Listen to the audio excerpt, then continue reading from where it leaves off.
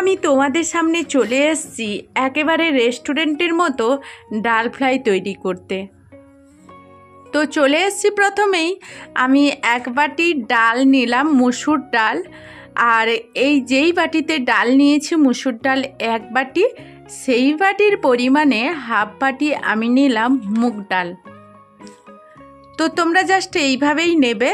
তো মুসুর ডাল আর মুগ ডালগুলোকে আমি কিন্তু খুব ভালো করে ধুয়ে জলে পরিষ্কার করে নেব। তো এখন জল দিয়ে ভালো করে 2-3 বার আমি পরিষ্কার করে নেব। এইভাবে খুব ভালো করে পরিষ্কার করে নেওয়ার পর আমি কিন্তু এই ডালটাকে কিছুটা পরিমাণ জল দিয়ে 10 থেকে 15 মিনিট ভিজিয়ে রেখে দেব। কারুর সময় থাকলে 30 মিনিটও ভেজাতে পারো। এরপর চলে এসেছি 15 মিনিট পর আমি কিন্তু ডালটাকে সেদ্ধ করার জন্য। তো ডালটা কড়াইতে সেদ্ধ করে দিয়েছি, আর তোমরা এইভাবে কড়াইতে সেদ্ধ করে নেবে। একটু পরিমাণ মতো লবণ দিয়ে দেবে আর পরিমাণ মতো হলুদ দিয়ে ডালটাকে ঢাকনা দিয়ে খুব কম সময় লাগবে। যদি এইগুলো ভালো ডাল হয় তাহলে কিন্তু বেশি সময় লাগবে না। মুগ ডাল আর মসুর ডালের কোয়ালিটি যদি ভালো হয়, তো আমার এই ডালটা খুব ভালো ছিল, তার জন্য ঢাকনা দিয়ে আমি কিছুটা সময় সেদ্ধ করে নিলাম।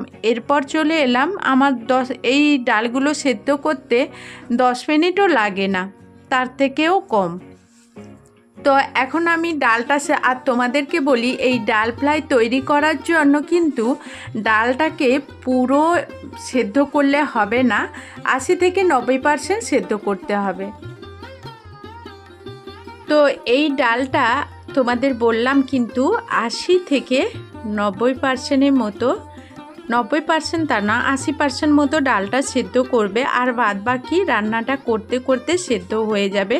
তো এইটা দেখো এখন আমার হয়ে গেছে, আর আমি কিন্তু একটা কড়াইতে নামিয়ে নিচ্ছি। দেখো আমি ডালটা কিন্তু পুরো সেদ্ধ করিনি, তো হালকা সেদ্ধ করেছি, হাফ সেদ্ধ করবে না হলে। তো এখন আমি কড়াই বসিয়ে দিয়েছি আর একটা তড়কা তৈরি করে নেব, যেটা কিনা আমি শেষে ব্যবহার করব।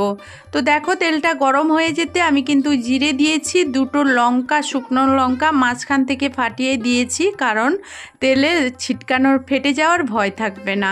এরপর দিয়ে দিলাম 1 চামচ মতো, মানে 10-12টা মতো রসুনের দানা কোচানো, তো দিয়ে দিলাম। এরপর খুব ভালো করে হয়ে গেলে আমি এখন নামিয়ে নেব। তোমরা কাশ্মীরি লঙ্কা দিতে পারো, আমার কাছে ছিল না তাই দেইনি, কালারের জন্য কেবলমাত্র। তো নামিয়ে সাইডে রেখে দিয়েছি, ওটা শেষে ব্যবহার করব। আবারও কড়াই বসিয়ে দিয়ে আবারও তেল গরম হয়ে যেতে জিরে, লঙ্কা আর অল্প পেঁয়াজ দিয়ে খুব ভালো করে নাড়াচাড়া করে নেব। পেঁয়াজটা যখন আমার ভাজা হয়ে যাবে খুব ভালো করে, তখনই কিন্তু আমি কয়েকটা কাঁচা লঙ্কা কোচানো আছে ওইটা দিয়ে দেব। তো কাঁচা লঙ্কা দিয়ে দেব, তোমরা ঝালগুলো তোমাদের মানে পরিমাণ অনুযায়ী দেবে, ঝালকে কতটা খেতে ভালোবাসো। এরপর দিয়ে দিলাম আদা রসুনের কুচি। তো আদা বাটা দিয়েছি, রসুনের কুচি দিয়েছি। এরপর ওর কাঁচা গন্ধটা যখন মরে যাবে তেলে, তারপর দিয়ে দেব কুচিয়ে রাখার, মানে আমি একটা বড় টমেটো নিয়েছি, ওইটা দিয়ে দিচ্ছি। ওটা খুব ভালো করে নাড়াচাড়া করার পর আমি এরকম তেলে খুব ভালো করে কষে নেব। কষে নেওয়ার পর এরপর কিন্তু লবণ দিয়ে ভালো করে এইভাবে নাড়াচাড়া করে নেব। এই মশলাটা খুব ভালো করে রেডি করতে হবে। আর মসুরের ডালের এই রেসিপিটা তৈরি করতে এমন কিছু মশলার প্রয়োজন হয় না, অনেক মশলা। তো এখানে আমি হলুদ দিয়ে দিলাম, তোমরা চাইলে গুঁড়ো লঙ্কা ব্যবহার করতেও পারো, আমি কিন্তু দেইনি, কারণ তোমরা এত জানো আমাদের বাড়িতে ছোট ছোট বাচ্চারা আছে। তো এরপর খুব ভালো করে আমি কিন্তু মশলাগুলো কষে নিয়েছি। এখন মশলা থেকে তেল ছাড়তে শুরু করলে আমি কিন্তু জিরে আর ধনে ভেজে গুঁড়ো করে রেখেছিলাম, ওইটা একটু দিয়ে দিলাম। তোমরা চাইলে জিরে গুঁড়ো, ধনে গুঁড়োর প্যাকেট যে বাজার থেকে পাওয়া যায় ওইটা ব্যবহার করতে পারো।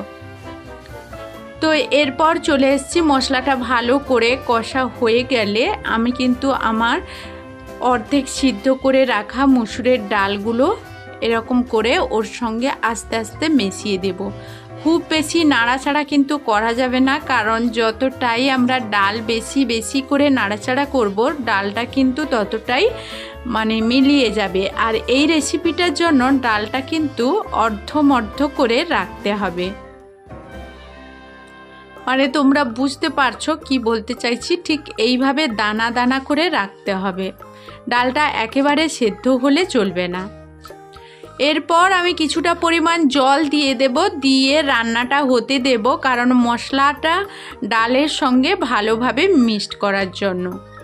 তো তোমরা চাইলে এখানে জল ব্যবহার নাই বা করতে পারো, কারণ তোমাদের কতটা ঘনত্ব রাখবে তো অল্প একটু জল দেবে, একেবারে যে দেবে না তা নয়, মশলাটাকে খুব ভালো করে মেশানোর জন্য।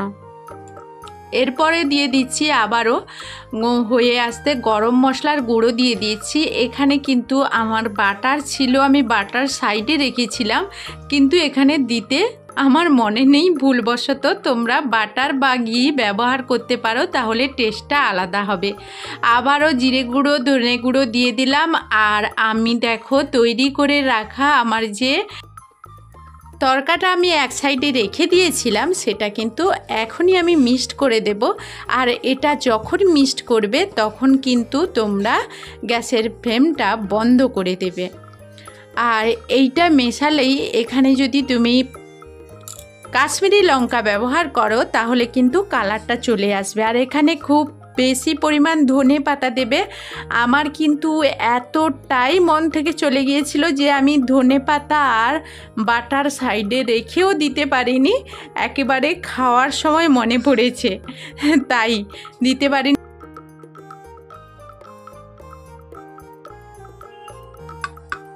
তো বন্ধুরা শেষে কিন্তু এরকম গ্যাসটা বন্ধ করে দেবে। বন্ধ করে দেওয়ার পর আমরা যে তরকাটা রেখেছিলাম সেটা তো দেখলেই দিলাম। আর এখন দেখো পুরো মিক্সড করে নিয়েছি। তোমরা কিন্তু চাইলে এখানে গরম মশলা আমি দিয়েছি, চাইলে তোমরা লাল লঙ্কার গুঁড়ো দিতে পারো, যেটা কালারের জন্য। আর এমনি গুঁড়ো লঙ্কাও দিতে পারো। তো আমাদের বাড়িতে বাচ্চারা আছে, তো এই জন্য আমি গুঁড়ো লঙ্কা সেভাবে ব্যবহার করলাম না। তো দিলে কালারটা চলে আসবে। আর এরকম দেখো ডালটা কিন্তু পুরো সেদ্ধ হবে না, এই রকম কিন্তু হালকা হালকা দানা থাকবে। ডালটা তোমরা আরও মোটা করতে পারো, কিন্তু আমরা যেহেতু ভাতের সঙ্গে খাবো সেই কারণে কিন্তু একটু মানে জল জল রেখেছি। তোমরা চাইলে কিন্তু এটাকে মানে আরও মোটা করে রুটি লুচির সঙ্গে তোমরা খেতে পারো। তো যাই হোক, এইভাবে বানিয়ে তোমরা খেও, অবশ্যই ভালো লাগবে আশা করব তোমাদের কাছে। তো ভিডিওটা এই পর্যন্ত, ফিরে আসবো নতুন ভিডিও নিয়ে। ততক্ষণ সবাই ভালো থাকবে, সুস্থ থাকবে। তো এখনকার মতো বিদায় নিচ্ছি, টাটা।